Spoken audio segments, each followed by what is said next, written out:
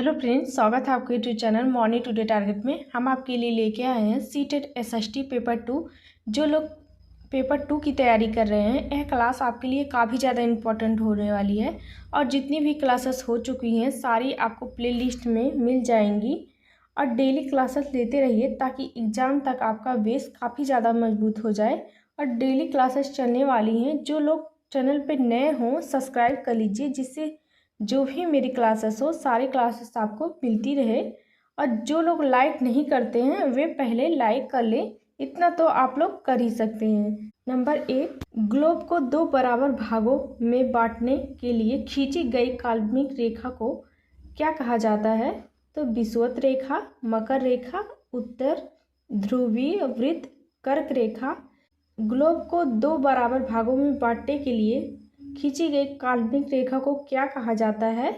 तो इसका right answer हो जाएगा विषुवत रेखा कहा जाता है। इसका राइट आंसर पहला हो जाएगा। ग्लोब को 2 बराबर भागों में बांटने वाली काल्पनिक रेखा को भूमध्य रेखा या विषुवत रेखा कहा जाता है। यह रेखा पृथ्वी को उत्तरी गोलार्ध में और दक्षिणी गोलार्ध में बांटती है। तो याद रखिएगा, इसका राइट आंसर यहाँ पे पहला सही हो जाएगा। नेक्स्ट क्वेश्चन, स्थान परिवर्तन से प्राकृतिक वनस्पतियों में भी परिवर्तन होता है। सदाबहार वृक्ष भूमध्यवर्ती प्रदेश के समीप ही क्यों उगते हैं? निम्नलिखित में से उपयुक्त कारक का चयन कीजिए। तो मध्य तापमान और मध्य वर्षा, भारी वर्षा और उच्च तापमान, मध्य वर्षा और निम्न तापमान, निम्न वर्षा उच्च तापमान। तो सदाबहार वृक्ष भूमध्यवर्ती प्रदेश के समीप क्यों उगते हैं? तो ऐसा क्यों होता है? तो वहाँ भारी वर्षा और उच्च तापमान पाया जाता है। तो इसका राइट आंसर यहाँ पे सेकेंड ऑप्शन सही हो जाएगा। भूमध्य रेखा के समीप कैसे वन पाए जाते हैं? तो भूमध्य रेखा के समीप उष्णकटिबंधीय वर्षा वन पाए जाते हैं। ऐसा क्यों होता है? क्योंकि ये वन गर्म और आर्द्र होते हैं। यहाँ साल भर बारिश होती है। इन वनों में पेड़ों के पत्ते गिरने का कोई निश्चित समय नहीं होता है। ये वन वर्ष भर हरे भरे रहते हैं। तो याद रखिएगा, इसका राइट आंसर यहाँ पे सेकेंड ऑप्शन जो सही हो जाएगा।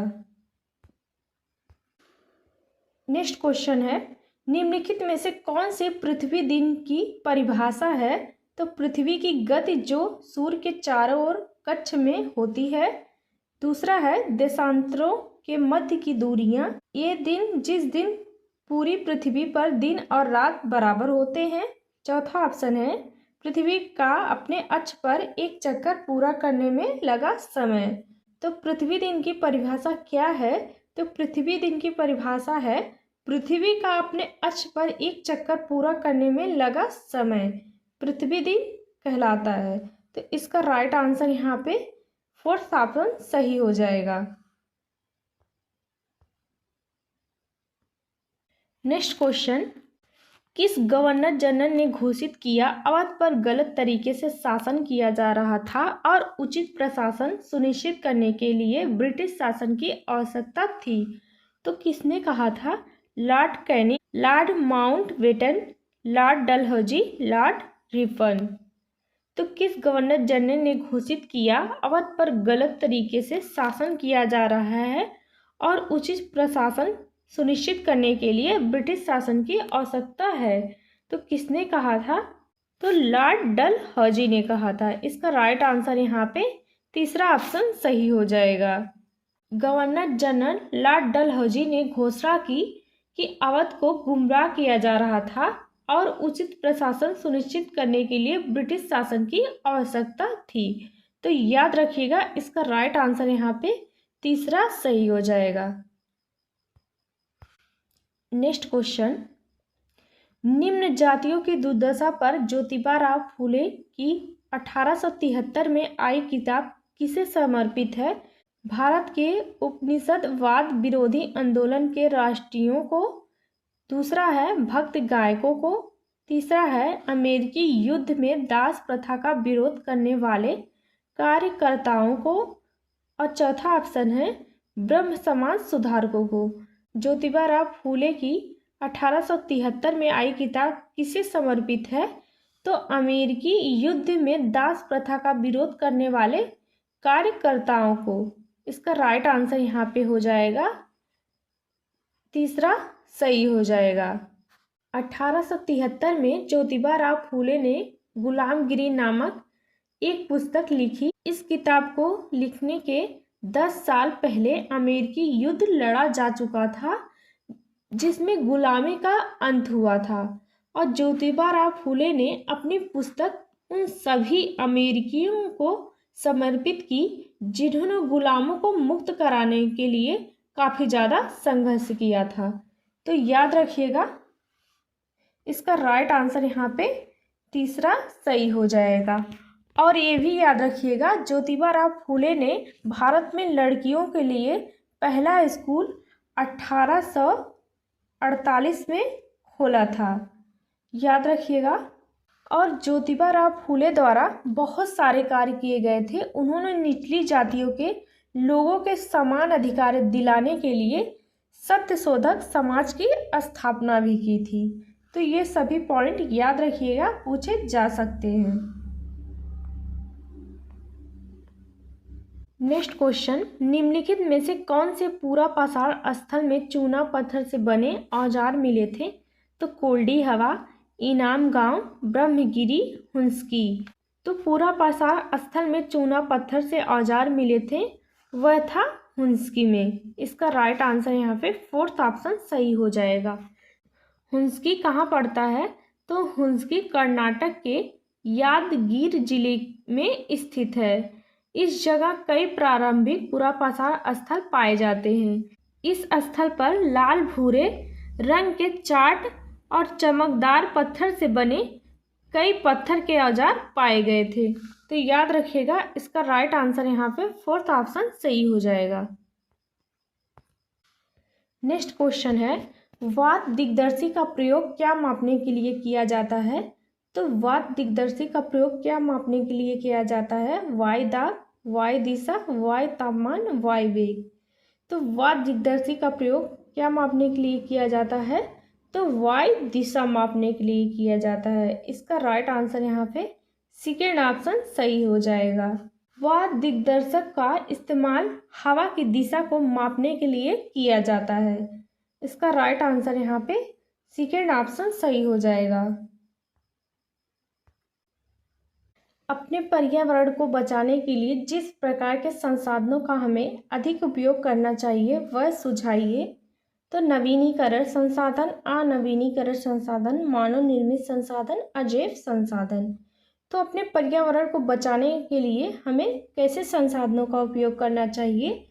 तो नवीनीकरण संसाधन का उपयोग करना चाहिए। इसका राइट आंसर पहला सही हो जाएगा।